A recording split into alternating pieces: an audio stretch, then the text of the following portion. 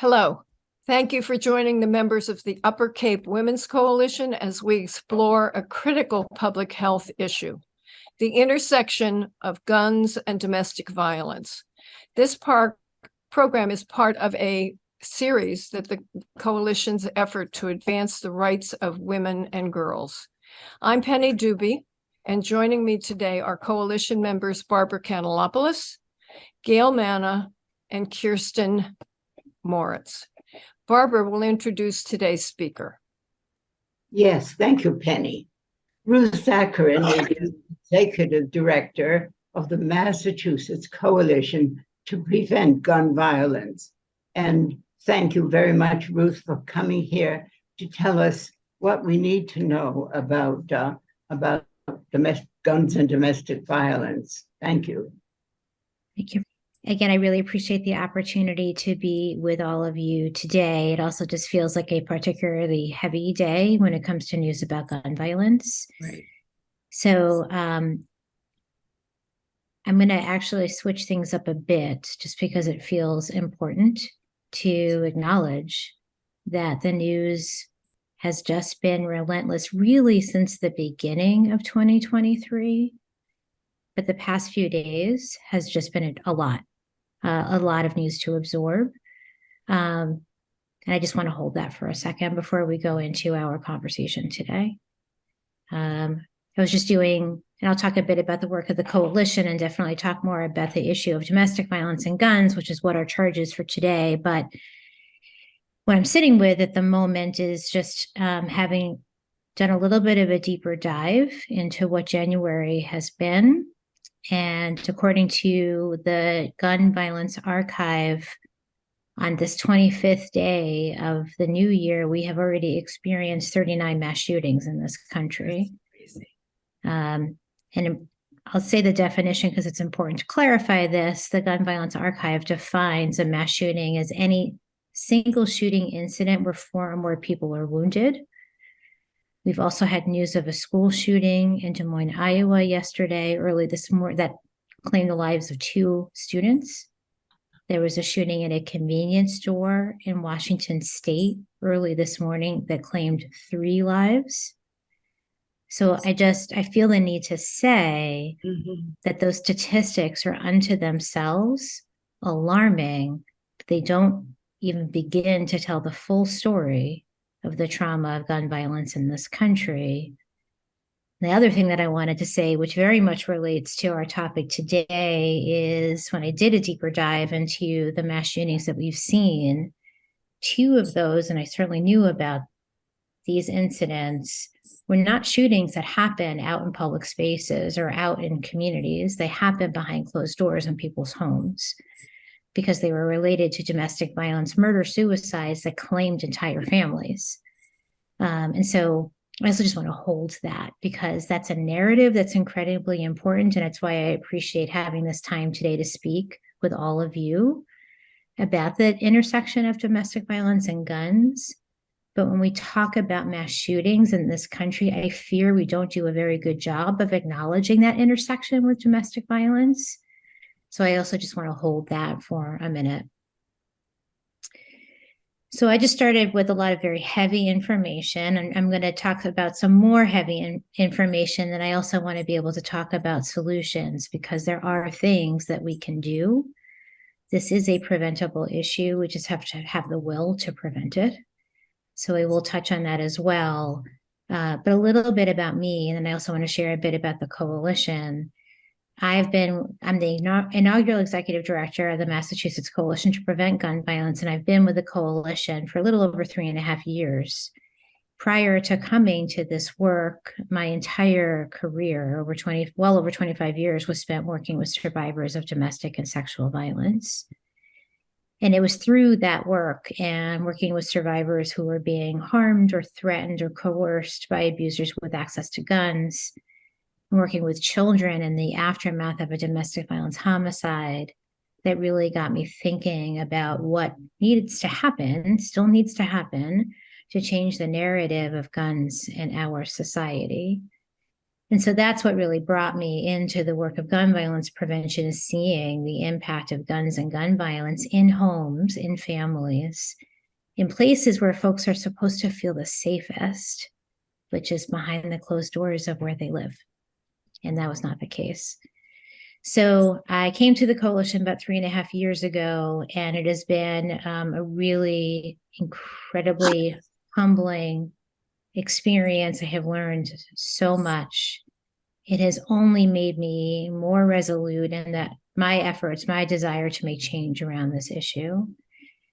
The coalition has been around for about 10 years. It was founded in the aftermath of the shooting at Sandy Hook by a group of volunteers who wanted to make sure that such a thing would never happen here in the Commonwealth. And that group of volunteers was incredibly powerful and very active, and helped ensure the passage of the 2014 Comprehensive Gun Reform Law, which has really shaped how we think about licensing and access to firearms in Massachusetts. They're also very involved in advocating for the ERPO, Extreme Risk Protection Order Law of 2018, which provides for temporary removal of guns from those deemed to be at risk of harming themselves or someone else. And the coalition has been advocating for a great deal of other policies and budget line items. Just this past year, we led a coalition to advocate for American Rescue Plan dollars to be used for violence prevention, and we were successful in getting an allocation of $50 million for gun violence prevention, youth jobs, and reentry, which is foundational to violence prevention as well. And we've also grown in scope. Our work still very much includes advocacy, both at the state and municipal level, on bills that address both the proliferation of guns in our communities as well as root causes of gun violence, advocating for budget line items that will meaningfully invest in community-based solutions to address root causes of gun violence. And we also advocate for other related policies, such as juvenile justice reform. We know that how we care for system-involved youth is foundational to violence prevention.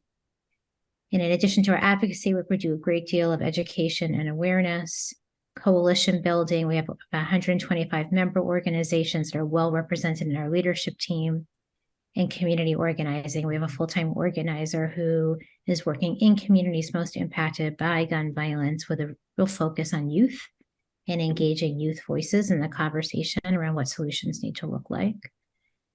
So that's a bit about my background and the work of the coalition.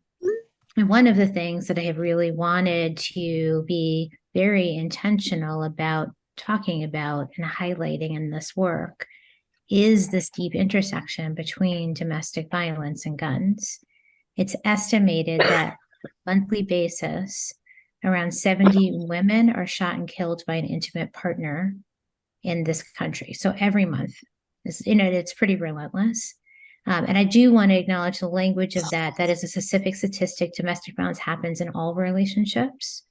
But this statistic is specifically about women who are being shot and killed in the context of an intimate relationship. So many more are threatened and harmed and coerced with guns on a regular basis. So we know that guns are very wrapped up into the issue of domestic violence in this country. And domestic violence is very wrapped up in the issue of guns in this country. When we think about mass shootings, there are so many mass shootings that are domestic violence related. I mentioned the murder-suicides before, but also we see a high number of mass shootings that start with someone going after a current or former partner or a family member and also killing others in the process.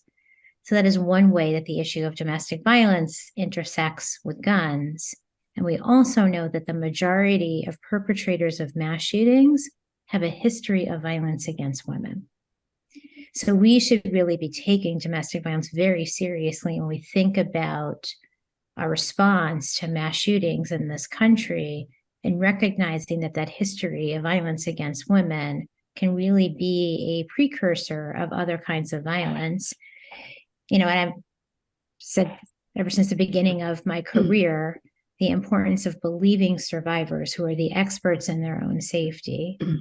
And we need to believe survivors because survivors have a right to be believed and to be safe, We also need to believe survivors because they tell us when someone is just unsafe in the world.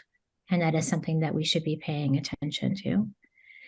So I think as we craft responses to gun violence in this country, really understanding all of those intersections is incredibly important. And I'll pause in a second because I know we want to have some discussion, but just one other point I want to bring up. I think a lot as a trauma clinician and advocate by background, I think a lot about trauma and gun violence. And when it comes to domestic violence and guns, obviously there's trauma for survivors when they've been threatened or harmed with a gun. But we also need to acknowledge this trauma for children living in the home, for others who are witnessing the violence, for others who are left unsafe because of the violence that's happening. And it's another way that just looking at certain statistics really is only telling us one part of a very large story about the trauma caused by guns and easy access to guns in this country. We think a lot in the domestic violence world about the impact of witnessing domestic violence on children. I think a lot, as do others, about the impact of witnessing community violence or school violence on our children.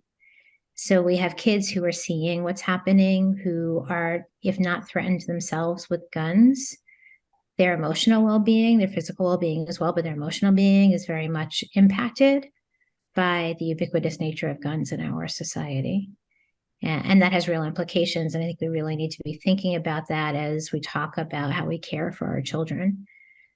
So that is just some examples of how all of these different issues intertwine. There are things that we can do, and I can talk a bit about what the coalition is doing in response, but I do know you also had some questions and discussion items to bring up, so I just want to pause and see if you want to bring those up first. Does anybody have a question that they think should supersede this? Or I think that Ruth's point about what we can do might be a good lead-in to any questions we have. Sure. Okay, Ruth, why don't you go ahead? Great, thank you. As I mentioned before, the coalition engages in the work of gun violence prevention from a very holistic perspective. And we believe that we can make change, a meaningful change on this issue through policy change, through sustained investment in community-based solutions, and also by listening to data and research and learning from it and acting on it. So the coalition tries to do all of those things. And we are now, it's also kind of an interesting time to be having this conversation because, as many folks know, we have just started a new legislative session on Beacon Hill. And there's a great deal of work to be done and a great deal of work the coalition will be doing and asking for all of you to help us with as we advocate for a continued strengthening of our laws that address guns in the Commonwealth. At the end of the last legislative session, State House leaders talked about the response to Broome, which is a Supreme Court case, which was addressed, but the need to continue to strengthen our laws and the interest in having a comprehensive response in this session. So we will be very involved and already have been in advocating for a comprehensive response that will include pieces like the Crime Gun Data Analysis Bill, which really pushes the state to do a better job of analyzing data collected from guns in the aftermath of a traumatic event, more regulation of ghost guns, which is an issue that we're seeing increasing throughout the country. If folks are not familiar with the term ghost gun, it refers to when somebody gets a kit that has most of the parts of a gun, assembles it at home, does not have a serial number, it is therefore untraceable and called a ghost gun.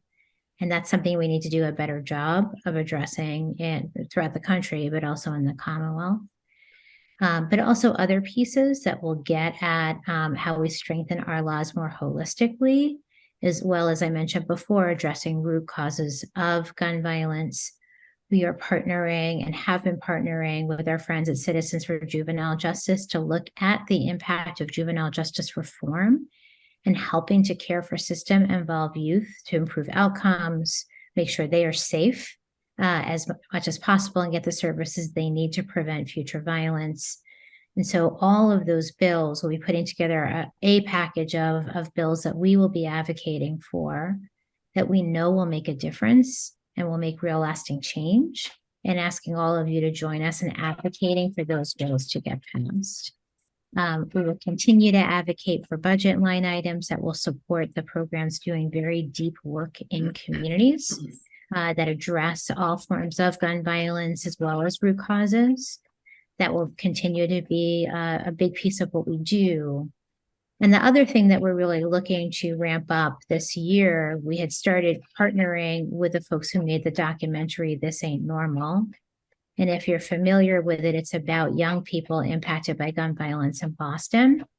And we've been having screenings of the film with panel discussions afterwards that get at what those root causes are and what are the policy changes or solutions that can make real change. Because we also believe that part of this work is helping folks understand how all those issues connect so that they can be ambassadors for this work as well.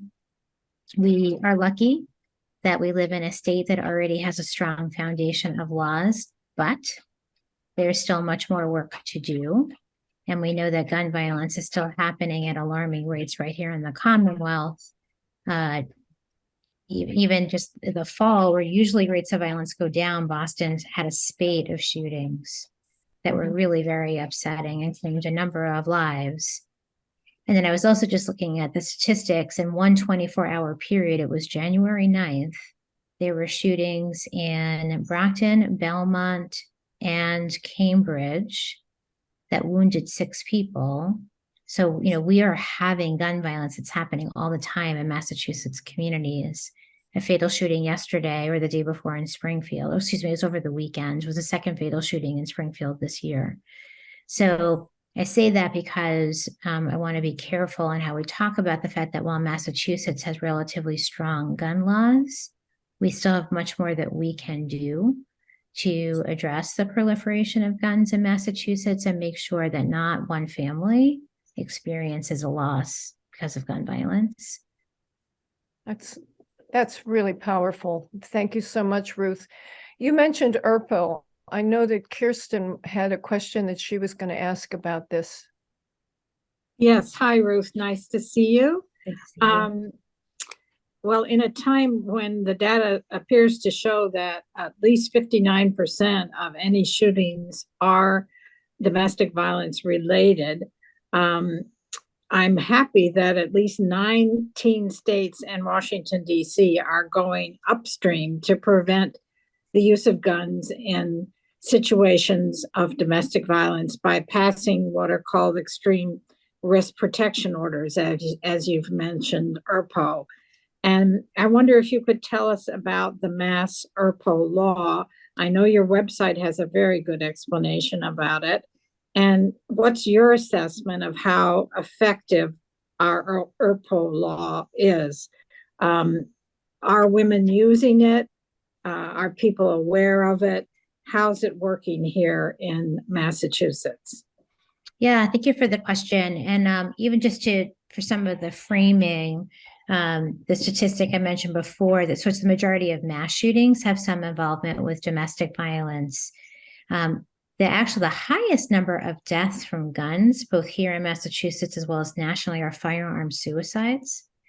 And it's important that I mention that because extreme risk protection orders were designed with many things in mind, including preventing firearm suicide.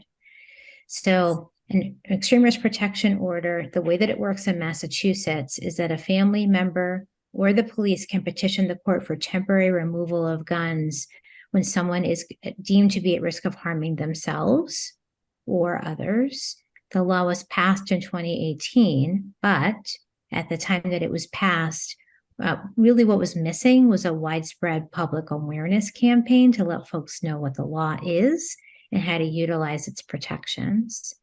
So we've had lower utilization rates in Massachusetts than in many other states. And some also believe that that is because we already have strong gun laws, so there may be less need. But I am also a believer that a law is only as good as people know about it.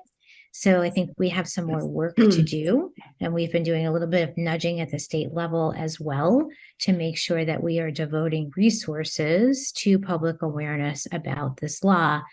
And I'm happy to be able to say that in the recent economic bill, that provided even more funding for gun violence prevention. Some of that funding was specific to ERPO awareness. So we look forward to seeing a more coordinated effort to make sure that folks know about ERPO, how to access it, and the way that it can keep people safe from gun violence. Thank you. Kirsten, you had mentioned before that there were several levels of ERPO. I think maybe Ruth would like to explain the different levels that appear on the website, from emergency, that kind of thing. Give us a brief overview of that. Yeah, that refers to how you access one. So if you want to access an ERPO and it's a weekend and you can't physically walk into a courthouse, you can get an emergency one through the same mechanisms that other folks get emergency restraining orders or harassment protection orders. Typically, and of course, everything got derailed and discombobulated because of the pandemic, and courthouses were closed for a while. So typically what would happen is you would actually go to a courthouse to begin an ERPO process, but some other mechanisms were put into place for obvious reasons because the pandemic made it difficult, if not impossible, to actually physically walk into a courthouse. So that's what that refers to. And just to add in here, we will make sure that Ruth's website and all the information on it is available as part of this taping so that anybody who's watching it can access this important information. Gail, you had a question that also you wanted to ask. Sure. Hi, Ruth. Nice to see you again. Good to see So you. I wanted to talk a little bit about better intervention programs. In my experience, there's always been a lot of debate around them. Like, for example, how many weeks should they be? What's the format? Group in person or online? And more importantly, do they work? So based on the statistics that you just gave us, that 70 women are shot and killed each month by an intimate partner, that's very questionable. Some of the literature that I've been reading, though, suggests that we approach domestic violence and gun violence through a public health lens. So in other words, aim to prevent the violence instead of reacting to the violence, which is what you've explained your coalition does, which is great. Better intervention programs focus on behavior change and taking responsibility. And the literature noted that most of the programs that effectively change behavior target adolescence and prevention of dating violence. So I was wondering what your thoughts were around a switch to a public health approach for better intervention programs. To me, it sounds good in theory, but I'm not sure if it's really realistic. So take, for example, the Healthy Youth Act. That was introduced back in 2011, and it has components of healthy relationship and barriers and boundaries, and it still hasn't been passed. So just wondering what your thoughts were around that. Yeah, there's a lot to your question. So, it's good. We very much approach gun violence as a public health crisis. I've always thought of domestic violence as a public health crisis. I was working in Brockton, which is where I spent most of my years doing this work, at a time where we had multiple domestic violence homicides in the span of 5 days. And then Governor Patrick declared a public health emergency, that domestic violence homicides were a public health emergency. So I do think we've been looking at these issues from a public health perspective. And also to touch on some of what you mentioned with prevention, it's always better to prevent the trauma from happening than to have to provide the response to it. Obviously, we need trauma response, but we'll need less trauma response if we're doing a better job of prevention. And for me, prevention is about making sure that people have what they need to be safe and well in the world for any of these issues. What I learned when I was overseeing batterers intervention programs is that the vast majority of people in those programs had so much of their own trauma themselves that had largely been untreated, and that's something that we need to contend with. And it's all intertwined. It's just all completely intertwined. I do also want to touch on the Healthy Youth Act, which is something I know a great deal about and have advocated for myself. The Healthy Youth Act does many things, including make our education about healthy relationships more robust. And that is absolutely necessary for so many reasons, including to prevent relationship violence, but also just to make more peaceful school communities and make more peaceful communities. We have to give young people the opportunity to talk about not just what not to do and how to, quote unquote, not be violent. We can't just say to kids what they shouldn't do, but we have to tell young people what they should be doing and support them in doing that, and how to have a healthy relationship. And those are skills that I believe from my work will translate into so many other realms for them too. So it is all entirely related. Yeah. Great question, Gail. And important. And I'm so glad to hear that there's this intersection between the health, one of the pieces of legislation that we are actively supporting, the Healthy Youth Act, and the work that you're doing. Barbara, did you have a question that you wanted to ask today? Yes, yes, I know that recently there's been a Rand Corporation study looking at research to discover how effective some of our gun laws are in protecting people. And I think the take-home message is that this kind of research is very difficult to do, and that although the Rand Corporation can say, yes, there's been a moderately good result of a particular gun law, don't have the research to say that this is extremely effective. So I guess the problem is funding. So could we help by encouraging our legislators to fund more research into these issues, so we would have some really clear-cut answers about what works and what doesn't?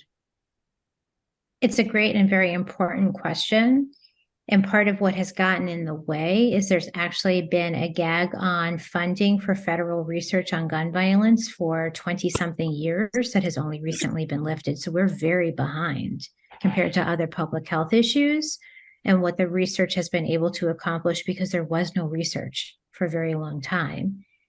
In absence of that, you have either, independent organizations, universities, schools of public health that have been doing research, including a number of places right here in Massachusetts.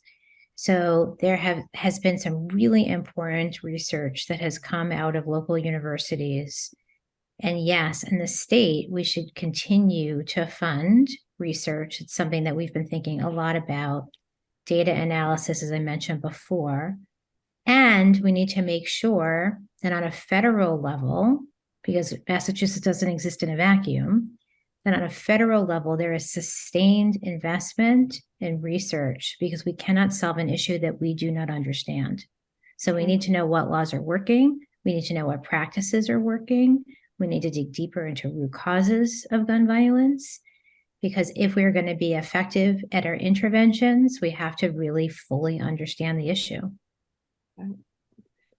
Yes. I have a question, which is sort of explaining what our group does. Our group is focused around legislation, elections, and education. And so we are every 2 years for the legislative session, we put forth a priority legislation list that we support heavily. And so we're always looking for suggestions of specific bills that affect women and girls particularly, so it would probably be tied with family violence in this situation, and legislators who are carrying that standard, because one of the skills we have is we can support those legislators and join with other people to, encourage those bills to be supported both locally by our own legislators to sign on and co-sponsor those bills.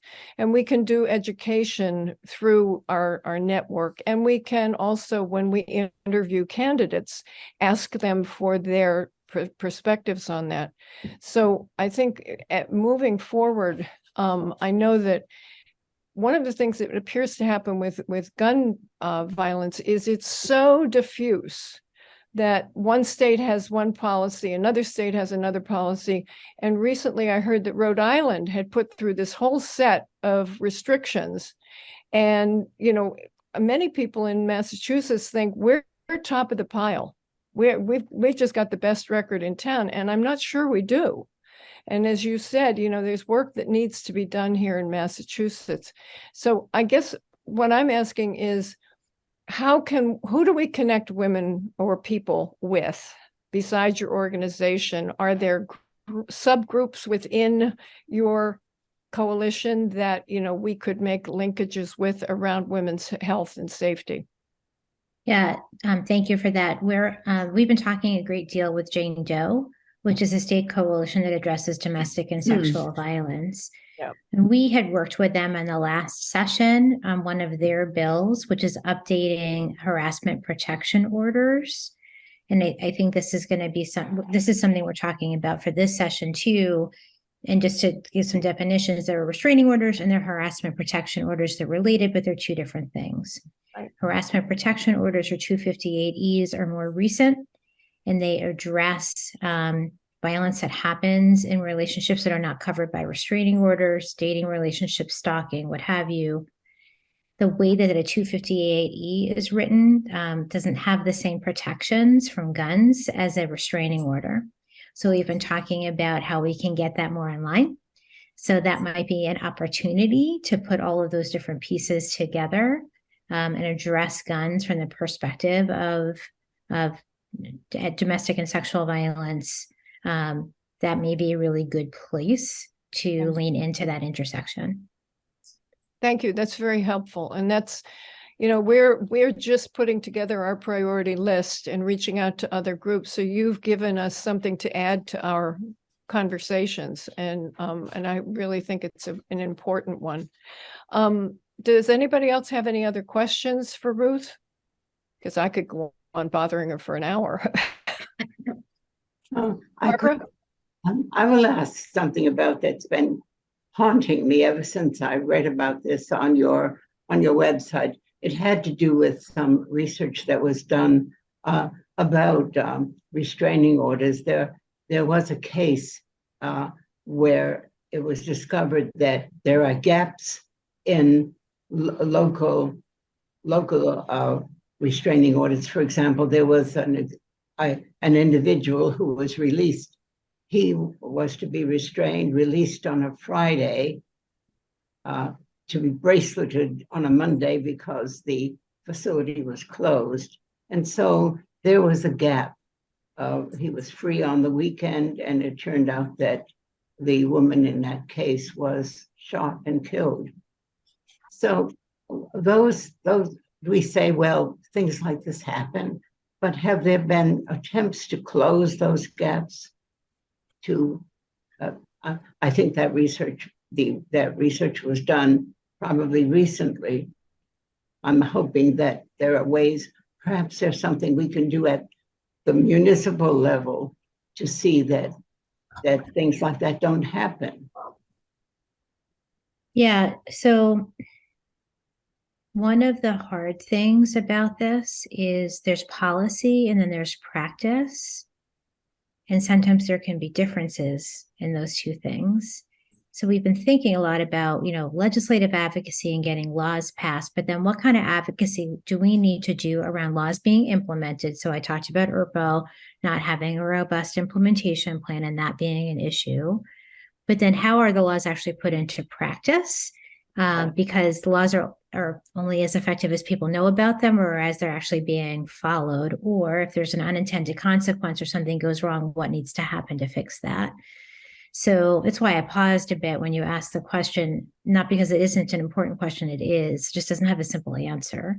So, you know, how we make sure that the practice is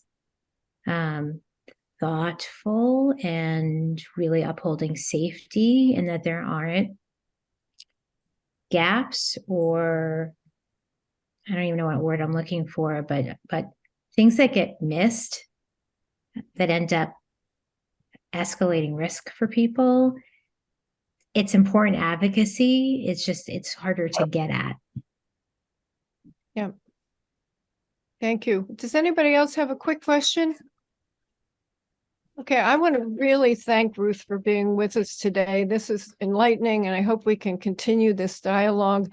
And if there's any way that we can help support sharing information from town to town, we've got 15 towns here on Cape Cod, and we are always up for cross-pollinating town decision-making. So I want to speak for all of the coalition members and wish folks a happy, safe year. But I also want to point out that our Facebook page will be identified on the web, on this feed. Your Facebook and website will be there.